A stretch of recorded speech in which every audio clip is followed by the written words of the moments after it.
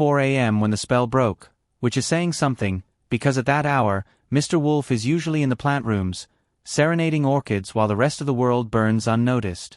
I was 3 sips into my second cup of coffee and halfway through a column about Broadway scandals when the phone rang. I reached for it out of reflex and regret. Calls before noon tend to carry one of 2 things: idiocy or murder. This one had both. "Mr. Goodwin?" The voice was high, silky, and packed with enough drama to fill a matinee. "This is Miss Charisse Valdonna. I need Mr. Wolf immediately. There's been an incident." That voice. I'd heard it before, the last time she'd been front-page news for biting a gossip columnist at a fashion launch. "You mean the Miss Charisse Valdonna?" I asked. "The Enchantress of Fifth Avenue?" "That one." "The very one," she replied, with enough smoke in her tone to fog up the glass. "Please. I'm being followed. And someone I care about just died. I think I was the target." "Hold that thought," I said, covering the receiver and stepping into the plant room. The heat and humidity slapped me like a tropical insult. "Wolf," I said, "you have a client. Rich, dramatic, and possibly cursed." He didn't even turn from the orchid he was inspecting. "Nah. Charisse Valdonna." He paused. Briefly. "She believes she was the target of a murder plot," I added. "Also, someone's dead. Might be fashion-related." "Phwee," he grunted. "I gave it one last shot. She's offering double your fee." Now that got him. His left eyebrow lifted like the curtain on a mystery play. "Bring her." And just like that, the great Nero Wolfe, gourmand, orchid fancier, and world's laziest genius, was on the case. Charisse Valdonna didn't enter the brownstone so much as descend into it. The woman was every inch the Enchantress her magazine covers promised. Flowing silver fox coat, black gloves up to her elbows, and eyes that carried about 5 decades of drama, half of which she probably invented herself. She stood in the foyer like a queen debating whether the throne was worthy. "I had to lose a tail to get here," she said, her voice low and stagey. "Either that, or the man in the brown fedora was just particularly attached to me." "Hard blame," I said. "You wear perfume like it owes you money." I led her to the office, where Wolf had already returned to his chair, cravat perfectly placed, fingers steepled. "Miss Valdonna," I said, "meet Nero Wolfe, who will not stand up, shake your hand, or indulge your theatrics unless you're also bringing fresh trout and a court order." Wolfe's eyes narrowed. "Sit down, Miss Valdonna. You said someone has died." She did sit, carefully, crossing her legs like she expected a paparazzo under the desk. "Yes," she said. "Thaddeus Lorimer. He was found in his apartment this morning, dead. Supposedly a heart attack. But Thaddeus didn't have heart attacks. He had grudges." Wolf sighed. "You were close. We were partners. Professionally." Her lips curled. "And occasionally otherwise. And you believe you were the intended target?" She nodded. "We were both sent identical gift boxes yesterday. Monogrammed perfume. From an admirer. I didn't open mine. Thaddeus did. Result: he collapsed after spraying it on. Foaming at the mouth. There were screams. I wasn't there, thank God, but the housekeeper called me right after the ambulance came. She said he died clutching the bottle." Wolf let the silence sit for a beat too long. "Why not the police?" "They think it was natural. I think it was theatrical. And I think I was meant to be the star of the tragedy." "You flatter yourself," Wolf muttered. "But murder through cologne is not unthinkable." "And I need protection," she added quickly. "And truth. Whoever killed Thaddeus isn't finished." Wolf raised an eyebrow. "I will not provide security." "Then find out who wants me dead." That got him. He closed his eyes for a moment, calculating, then opened them. "Mr. Goodwin," he said, "take Miss Valdonna's box to Saul and have it tested. Also, begin inquiries into Mr. Lorimer's last 48 hours." I grinned. Wolf was in. "Miss Valdonna," he added, I'll find your would-be killer, if one exists. But do not expect sympathy, flattery, or patience. Cherise smiled like she'd just landed another cover. I never expect anything, she said. Except admiration. I left the brownstone just after 1 o'clock with the perfume bottle in my pocket and Wolf's instructions bouncing around in my head like marbles in a tin cup. The air outside was cold, but not crisp. More like the kind of damp chill that makes a guy suspicious before anything even happens. My first stop was Sol Panza. If you want something tested, tracked, or turned inside out without the local cops getting their starch ruffled, Sol's your man. He took one look at the monogrammed bottle, raised an eyebrow, and said, "You dating royalty now?" "Not unless perfume can marry sarcasm," I muttered. "Run it quiet. Priority." Sol nodded. He didn't need more than that. Next stop, Thaddeus Lorimer's residence, a midtown high-rise that catered to successful bachelors with egos the size of their mortgages. The doorman, wearing a gold-buttoned coat and a permanent scowl, wasn't eager to chat, but I can be charming when I pretend not to care. "Mr. Lorimer passed away yesterday," he said. "Poor man. Always seemed healthy. Jogged on the roof garden. Took his breakfast at exactly 8:15 every morning." "Regular routine, huh?" "Obsessively," the doorman sniffed. "He even wore cologne by the ounce." He waved toward the elevator. "Apartment 14C. 율란트 MRS 레스본. 더 하우스키퍼. Mrs. Rathbone was all bun and bunions. Her handshake was dry and formal, like she disapproved of everything from death to neckties. "I found him in his lounge chair," she said, voice crisp. "Stiff as a statue. That cologne bottle was still in his hand. I took it, wrapped it in silk, and put it in a drawer. 비포어 더 펄리스 같으히요. I knew they'd just dismiss it. They don't understand poison can be beautiful." 사운즈즈 라익 유브빈 리딩 셔리스 벨더너즈 칼럼즈. She sniffed. "Miss Valdana thinks perfume is poetry. I think it's poison in disguise." I scanned the apartment. 마던 아어트. 크롬 픽스처즈. Neatly folded magazines. No sign of struggle. No wine glass with lipstick stains. Just one man's curated life, ended by a spray. You ever see him argue with anyone? Fight. Threaten lawsuits? She hesitated. "There was one woman last week," she said slowly. A 브루네트. Red jacket. Came storming out of here yelling about betrayal and contracts. Said Thaddeus stole something. Name. 넘버. But she left a scarf. I still have it. She brought it to me. Crimson silk, monogrammed in gold, M.H. "Well, well," I muttered. "Looks like our dead man had more than one Enchantress on speed dial." As I stepped out of the building, my phone buzzed. Sol. "No explosive compounds," he said. "But heavy traces of chloroquinone. Not lethal in small doses, but if inhaled directly, especially through atomization, can stop a heart, especially under stress. Murder by scent. Old trick," he said. "Updated with class." I hung up and slid the perfume bottle back into my coat pocket. Thaddeus Lorimer may have loved scent, but someone made sure it was the last thing he ever loved. By the time I got back to the brownstone, the air smelled less like orchids and more like something thickening. Trouble usually has a scent, and Wolf, despite pretending not to notice, could sniff it from the far end of the marble hallway.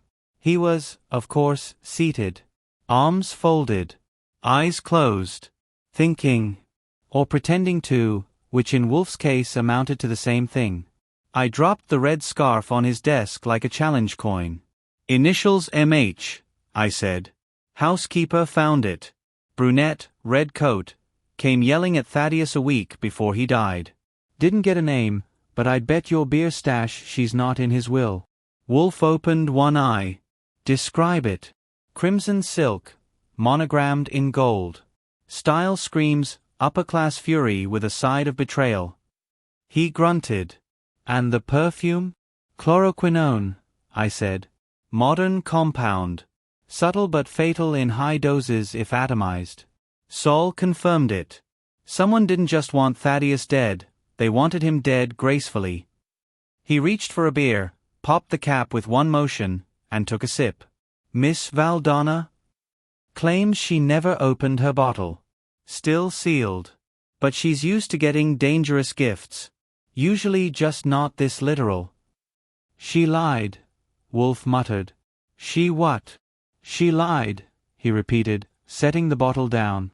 She said she was followed. Yet she arrived unflustered. No surveillance vehicle was reported near our street. Her behavior wasn't that of a frightened woman, it was rehearsed. I frowned. You think she knew Thaddeus was dead before she made the call? She said she was contacted after the ambulance arrived. That would have left very little time to get here unless she was already prepared. I whistled. She may be many things, Wolf said, but punctual is not one of them. Before I could reply, the doorbell rang.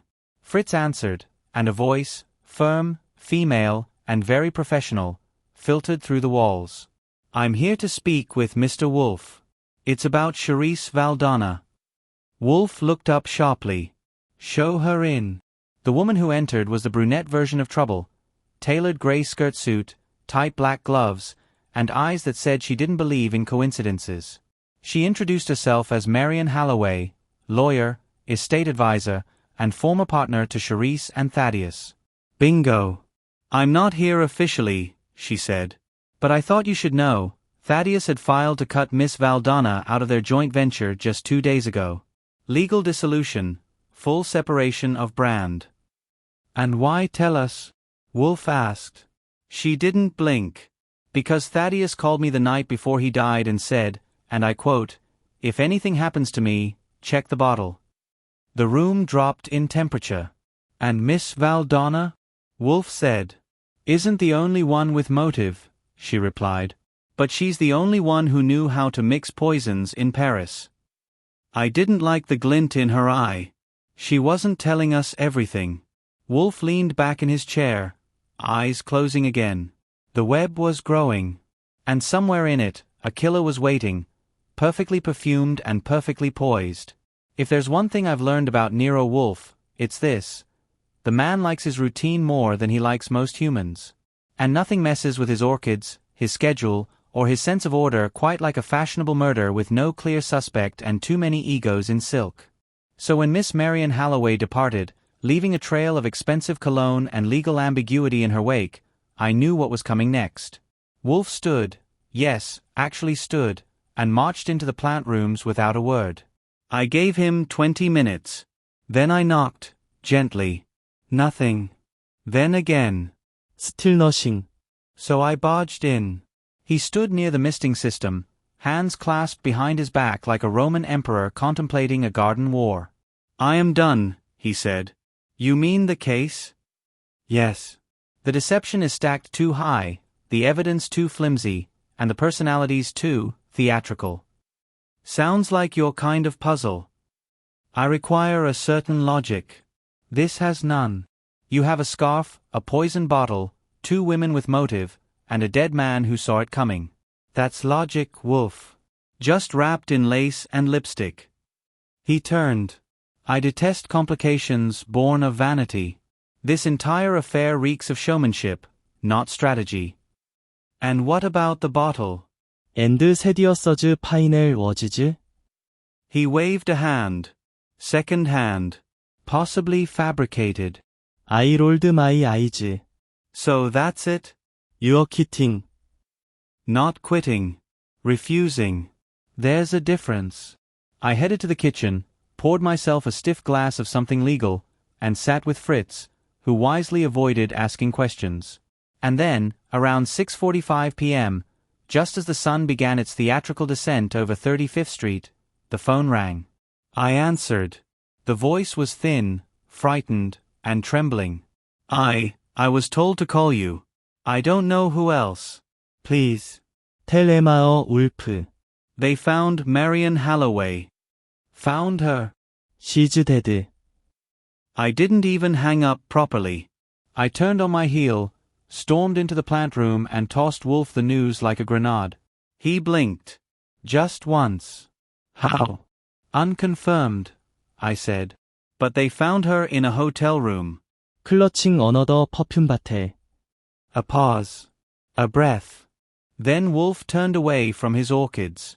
Archie, he said slowly, clear tomorrow morning. We're working. When Wolf says, we're working, he doesn't mean we. He means me. Next morning, while he enjoyed coddled eggs and silence, I was already knocking on doors like a politician with a grudge. Marian Holloway's death had changed the game. The poison had spread, literally and figuratively. Her body was found at the Rose Lane Hotel, Suite 402. Same perfume bottle. Same setup. But this time, no warning, no clue left behind. Just a dead woman and a maid who said she smelled roses and metal before fainting in the hallway. I scanned the room. Empty wine glass. Crimson lipstick smear. But this wasn't suicide. This was mimicry, an echo of Thaddeus's death, too precise to be coincidence. A knock at the hotel manager's door gave me something interesting. Guest records. Turns out, Marian had checked in using a different name, Elizabeth Frayne. And not for one night. For the whole week. Which meant one of two things. Either she was running from someone, or toward something. When I returned to the brownstone with that nugget of info, Wolf already had visitors. Inspector Kramer, red-faced and puffing like he'd just run a marathon through a cigar factory. She was your client, Wolf, Kramer growled. Now she's a corpse. Incorrect, Wolf said without looking up. She was not my client. She offered unsolicited information. Briefly. She's the second body in 3 days with perfume in her hand. I'm calling it a serial. You. I don't call things. I deduce them. Kramer looked ready to burst. I tossed Wolf the check-in alias slip. He studied it, eyebrows narrowing. Elizabeth Frayne, he muttered. Why that name? Kramer turned. You know it. Wolf nodded. Slowly. Elizabeth Frayne was a British perfumist in the 1920s. She created a signature scent called No. 77. It was banned, contained restricted ingredients that mimicked chloroform. Discontinued. Lost to time. Unless someone rediscovered the formula, I said. Wolf finally leaned forward, hands steepled. And only one person in our case studied perfume formulations in Paris. Charisse, I whispered. Wolf grunted. But here's the twist, he said. Thaddeus Lorimer was funding an upcoming exhibition titled Fragrance and Femme Fatale, The Lost Perfumes of the 20th Century. Guest curator? Marian Holloway. I blinked. So they weren't just lovers. They were protecting something valuable. Or reviving something dangerous, Wolf said. Just then, Fritz appeared with the mail. Among it, an envelope. No return address. No stamp. Inside, a small card. Just 6 words, typed in scarlet ink. She knew. She had to die. The real killer had just sent us their RSVP. There's a particular silence that takes over Wolf's office when something clicks in his oversized, overfed, and overfunctioning brain. It's not the silence of confusion, it's the silence of judgment, the kind that usually comes before he crushes someone's lie under the weight of logic. That silence was hanging heavy now. I was reading the scarlet note again when Wolf said, softly, Archie, recall Miss Valdonna's words. Exactly. I blinked. Which ones? She says a lot. Mostly for effect. When she first arrived. I thought back. The perfume, the dramatic entrance, the faux panic. She said, we both received identical bottles. I didn't open mine.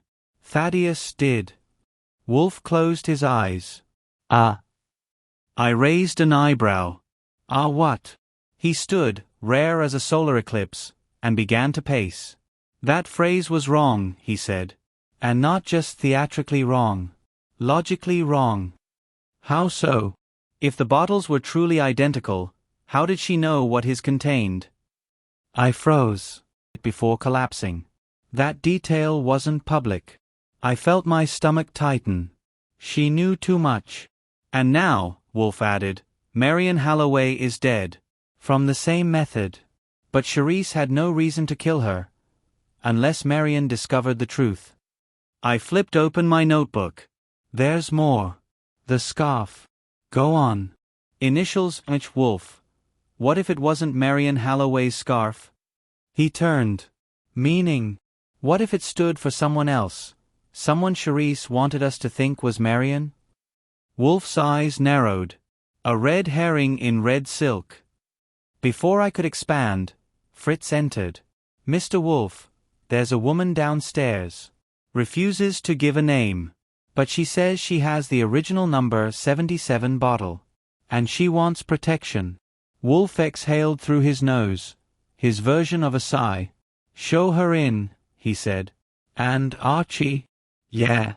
Keep the front door unlocked. The killer will come knocking soon. If you ever want to watch a man's soul leave his body in pure exasperation, watch Inspector Kramer walk into Nero Wolf's office holding a police report he knows Wolf is going to tear to shreds. That's exactly what happened the next morning. He marched in with his cigar, his temper, and a folder thick enough to choke a lawyer. We've got her, he said without sitting. Charisse Valdana. She's in holding. Wolf didn't even look up from his glass of milk. Your tone suggests finality, Inspector. I assume you expect gratitude. I expect logic to finally take a back seat to facts. She lied about the perfume, Wolf. She had motive, opportunity, and access. The scarf matches her brand's signature line. The poison matches her training.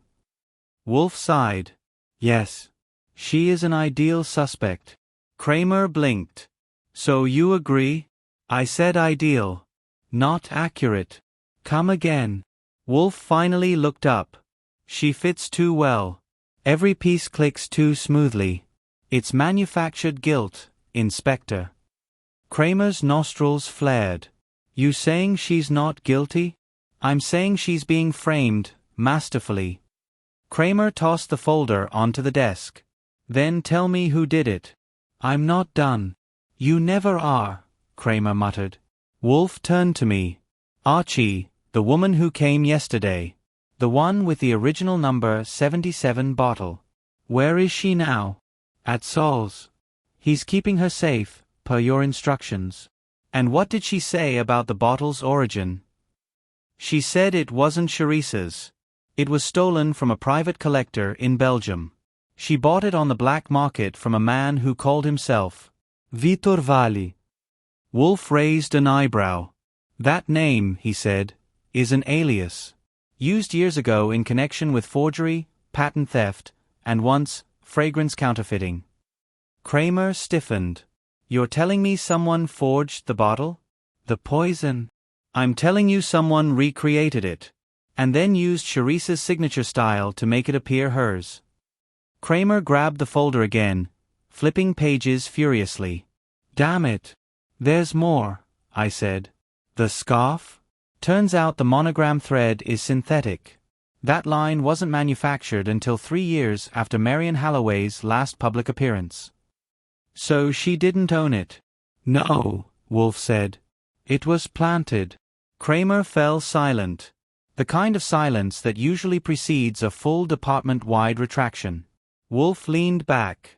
You arrested the wrong woman. And the real killer. Still out there, Kramer whispered. Not for long, Wolf said. Because I'm about to invite them here.